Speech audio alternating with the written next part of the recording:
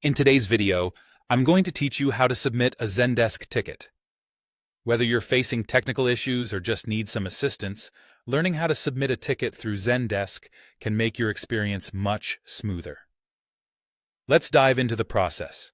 First, you'll need to go to the Help Center. This is the starting point for submitting a ticket.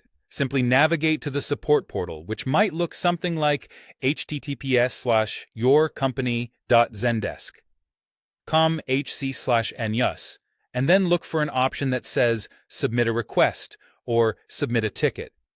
This link is usually found at the top of the page, so it should be easy to spot. Next, it's important to know that some setups might require you to sign in. If you're already a member, go ahead and enter your credentials. But if you don't have an account yet, don't worry. Many systems allow you to register right on the spot while you're submitting your request.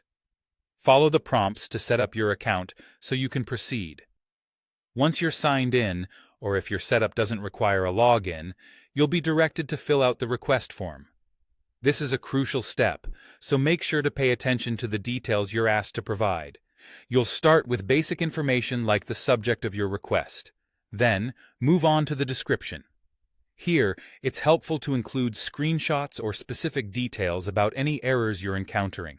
This information helps the support team understand your issue better and work on a solution faster. Also, if there are any attachments that could support your case, don't hesitate to add those as well.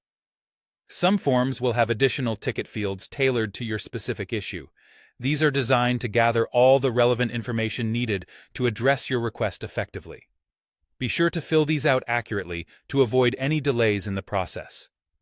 Once you've double-checked all the information and ensured everything is in order, it's time to submit.